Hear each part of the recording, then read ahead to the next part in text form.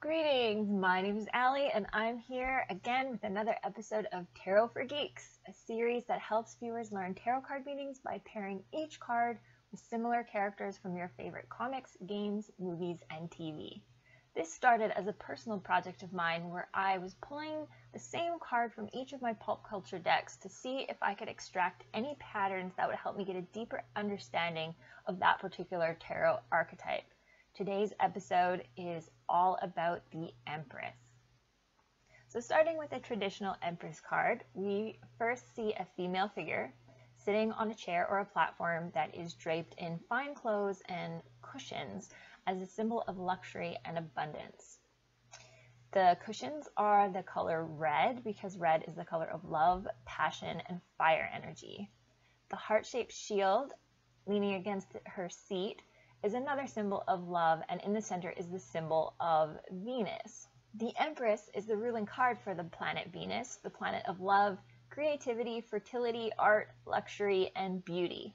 The Roman goddess Venus, or Aphrodite as she's known in the Greek pantheon, is the goddess of love and sex. She's also the mother of Eros, who is also known as Cupid. The Empress's dress is decorated with a pattern of pomegranates, a symbol of fertility, and behind her is a thriving forest, and in front is a field of grain, which implies good health and abundance in her life. In her hands, she holds a scepter to denote her authority as a monarch. On her head is a diadem of exactly 12 stars. This is a reference to the woman of the apocalypse from the book of Revelation in the Holy Bible. Revelation chapter 12 verse 1 describes her as a woman clothed with the sun and the moon at her feet, and upon her head a crown of 12 stars. The Empress has a crown of 12 stars, and oh hey look, the High Priestess has the moon at her feet.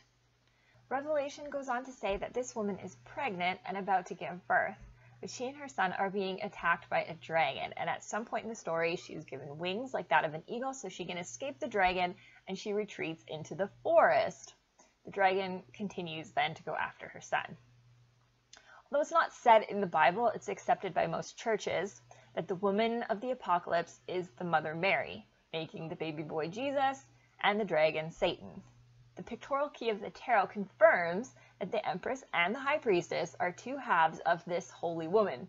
Remember that in my last video I said that the High Priestess is celibate or the Virgin, and the Empress is the mother. Put them together, and together they make the Virgin Mother. Only together, though. I don't want to imply that the Empress is the Virgin Mother. She is just the mother half. Waite says that she holds the title of Refuge of Sinners, but not the title of Queen of Heaven. Arthur E. Waite also writes that the Empress signifies the gate by which an entrance is obtained into this life as into the Garden of Venus. The way which leads out therefrom into that which is beyond is the secret known to the High Priestess. I see this as a parallel to the Tree of Life and the Tree of Knowledge, symbols which you will find in the Lover's card. We all know that eating from the fruit of the Tree of Knowledge was the ticket out of paradise, out of the Garden of Eden. Waite says that if you want out of the Garden of Venus, the High Priestess, keeper of wisdom and knowledge, knows the way. There are mythologists and religious scholars that put forth the idea that the ticket back into paradise then would be to eat from the Tree of Life, the other tree. Knowledge, with all its advantages, has a tendency to separate and divide. The more we know, we tend to categorize, classify, and compare things. We then start to identify with those that are similar, and we naturally oppose those things that are different. This tends to create things like shame, judgment, and a lot of discord. The stories of Buddha and Jesus both teach that the way into heaven or nirvana is to understand that we are all connected. The Garden of Eden was a place of unity, harmony, and non-duality. Non-duality between man and God, non-duality between male and female, non-duality between good and evil. They were all parts of the same whole. So when you're in the garden, God and I are one, Spirit and I are one, you and I are one, nature and I are all one. Even life and death are in accord, for when you die in the flesh, you are reborn in spirit. Both Buddha, meditating under the Bodhi tree, and Jesus on the cross experienced this. You could even argue then that the cross is the tree and Jesus the fruit. Through ritual communion then, you would be eating the fruit, uniting yourself with God, and able to return to the garden where our Empress, the Holy Mother, delivers you. Just a little side note there with its biblical imagery. I just felt that was important to bring up. Some key words that are associated with the Empress are mothering, which would, under that umbrella, include pregnancy, childbirth, caring for others, working with children, being nurturing, nursing, or providing some sort of refuge or sanctuary. Abundance includes feeling rich, enjoying luxuries, or having more than you need. Sensuality is a big part of the Empress, experiencing pleasures of the senses, tastes, fragrances, music, appreciating beauty, art, feminine sexuality, and in a state of good health.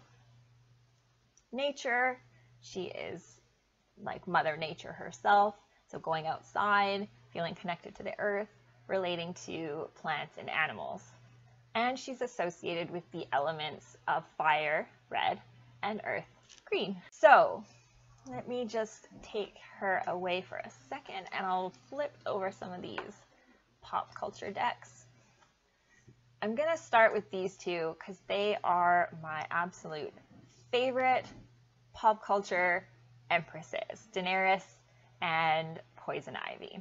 I call them my favorites because they check all the boxes of the Empress archetype. So let's start with Poison Ivy. So at first glance, you might be thinking, what? Poison Ivy? Isn't she more of a femme fatale psychotic serial killer than an archetypal mother figure? And if that's what you were thinking, you're obviously not wrong, but hear me out. Okay, Poison Ivy, or Pamela Isley, is a very talented botanist with a strong affection for plants. If not motherly to anything else, she's certainly loving and nurturing towards her plant babies, even if she does use them and their byproducts to create weapons. That checks off the nature box. She is incredibly beautiful. Her red hair and her green costume mimic the fire and earth elements associated with the Empress. She frequently uses her sexuality and sex appeal to her own advantage. She kills most of her victims with a toxic kiss. That checks off sensuality. But Poison Ivy isn't all bad. She's one of those villains that tends to do the wrong things for the right reasons. When she does kill, it's usually because she's after vengeance for being wronged in some way. She is the extreme case of fury by a woman scorned. If people would just leave her alone, she probably would not be as dangerous. She does have tendencies to be mothering beyond that, just of her plants. There's a part in her story that takes place after a big earthquake hits Gotham City. And while all the other bad guys are carving out new territory and staking claims among the destruction, Ivy was hiding out in a park, converting it into a botanical paradise and sheltering kids who were orphaned from the quake. Check the box, mothering. It was also during this earthquake where Ivy finds an injured Harley Quinn, nurses her back to health, and that starts off their friendship and partnership in crime. After some other events went down as a result of the aftermath of the quake, Batman strikes a deal with Ivy, and she agrees to feed the victims of the quake with the fruit and vegetables she's grown in her park. So, abundance. That checks every box.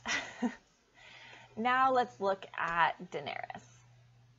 Queen Daenerys Stormborn of the House Targaryen, Queen of the Andals, the Rhoynar, and the First Men, Lady of the Seven Kingdoms, and Protector of the Realm, Lady of Dragonstone, Queen of Meereen, Khaleesi of the Great Grass Sea, the Unburnt, Breaker of Chains, and Mother of Dragons.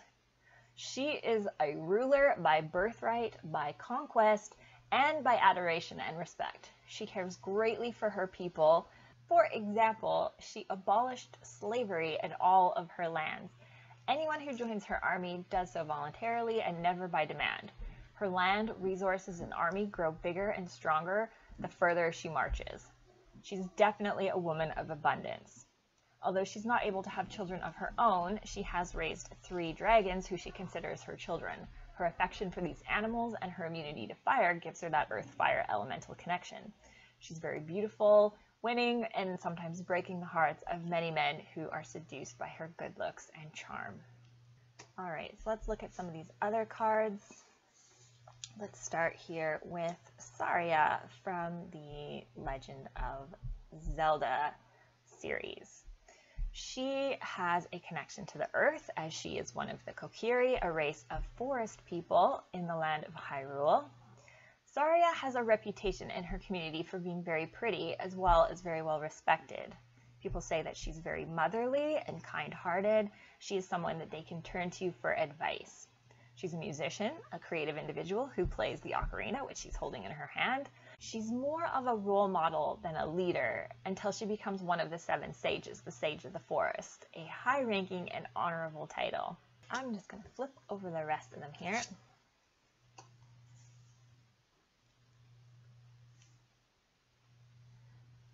So in the center, we have Lily Potter from this is the Harry Potter Tarot. Lily is the mother of the story's hero, Harry Potter. She made the ultimate sacrifice, motivated by the love of her child when she gave her life to save his. She was described as uncommonly kind and the type of person who sees beauty in others, especially when they can't see it for themselves. There are those who associate Molly Weasley with the Empress, and there is an argument for that, I suppose. She was a loving mother herself, but I agree with this choice for this deck. Molly, to me, is more of a Queen of Pentacles, the homemaker who always has a place at her table for anyone who should drop in. I think the fact that Lily dies before the story even begins makes her more legendary. Her ghostly appearances throughout the books and the movies give her that sort of supernatural, spiritual, almost goddess-like quality. And Harry reveres her. The attack where she was killed and Harry was the boy who lived, I feel like all that magic bouncing around and reflecting back onto Voldemort, which destroyed his body but preserved a piece of his soul in Harry, kind of mimics the harmonization between life, death, and rebirth that is associated with the Empress, and Lily Potter was at the center of that event. Now, there's not much to say here. This is from the Pokebox Tarot, and we have Milotic. So Milotic is here representing the Empress. I'll call her she, is known to be the most beautiful of all the Pokemon, and here she is coiled around a nest of Pokemon eggs to represent motherhood. It's not really much to say, but I think it's a good choice given the theme is Pokemon. So there's a couple other characters not found in any of my decks, but I think are worth mentioning when talking about the Empress archetype. First one I want to mention is Rosalina from the Super Mario series. She looks like an empress. She is immortal. She dresses very regally. She wears a crown, and she lives in the heavens. Her home is the Comet Observatory, where she watches over the galaxy. She is the adopted mother of the Star People, or Lumas. At the end of Super Mario Galaxy, sorry, spoilers are coming, after Mario defeats Bowser, his galaxy turns into a super black hole and devours both Peach's and Rosalina's homes. The Lumas throw themselves into the black hole to stop it from further destruction. It's kind of a sad ending, but Rosalina comes back and explains to Mario that her beloved Lumas are destined to die and be reborn. Such is the nature of stars. She understands and accepts this. Rosalina has also been called a celestial hottie by a few video game magazines and media sites, and she makes multiple lists of the hottest female video game characters. Another character I feel like is worth mentioning, feel free to give me a counter argument on this one. I may be stretching it a bit, but I think that Rainbow Bright is a Empress archetype. She is the leader of the kingdom of Rainbow Land. Not as much a mother as she is a leader, but she does work with children and animals. She brings life and color to dull, desolate, and gloomy places. She's kind, vibrant, and very pretty, and with the help of her friends, she nurtures happiness and creativity. Now, Let's do a comparison here. Bring back the High Priestess. So I compared these in the last video I did, which focused on the High Priestess. They are two halves of the same divine feminine. One is the mother or sex symbol. The other one is the virgin or crone. This one is symbolized by the earth and fire elements. The High Priestess is the water air elements. So earth and fire being creation, passion, sensuality, sexuality, health, wealth, love, pleasure, abundance, and luxury. The High Priestess is wisdom, knowledge, thought, feeling, intuition, communication, and record keeping. I feel like these two ladies can be further divided again, and they would make up the four queens. So the Empress can then be divided into the Queen of Wands and the Queen of Pentacles. The High Priestess then can be divided into the Queen of Cups and the Queen of Swords. So together, these two make up the High Priestess and these two make up the Empress. The other symbolic differences between these two, although not depicted in the cards, but as I talked about earlier, that the Empress would be the Tree of Life and the High Priestess would be the Tree of Knowledge. I'm going to take her away and bring out the Emperor, because these two are obviously a pair. Both the Empress and the Emperor share the responsibility to care and oversee others. They are the mother and father archetypes, respectively. One nurtures and encourages, the other protects and disciplines. They both are related to the color red, one for the blood of creation and birth, because creating, no matter what, whether it's creating life or creating a piece of art, tends to get messy. The other is the blood of war, so protection. This couple works as a polarity, so opposites that attract or work complementary with one another rather than a duality, which would be opposites that conflict with one another. An example of that would be the Empress and the Hierophant. These are dual opposites. They have nothing in common. So feminine and masculine, nature versus institution, civilization, humanity, creativity versus rules and structure, pleasure versus punishment. You could also say perhaps that the Empress represents old gods and the Hierophant represents new gods. I'm just going to fan all of my Empresses out here.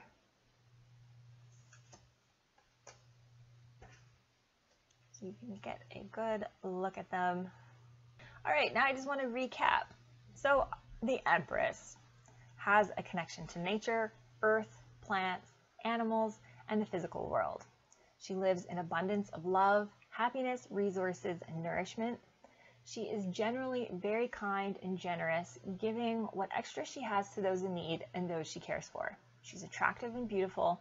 She's sexually active and fertile. She appreciates art, music, food, and other luxuries and pleasures, and understands the value of creativity and play. So those are my thoughts and observations of the Empress card. If you like this video, don't forget to subscribe to my channel so you'll be notified as soon as the next episode is posted. I invite you to share your thoughts and observations, anything that I may have missed. If you know of any other famous fictional empresses from your favorite TV shows, movies, games, or books, let me know in the comments. I'd love to hear from you. As always, thanks for watching, and until next time, guys, stay shiny and keep sparkling.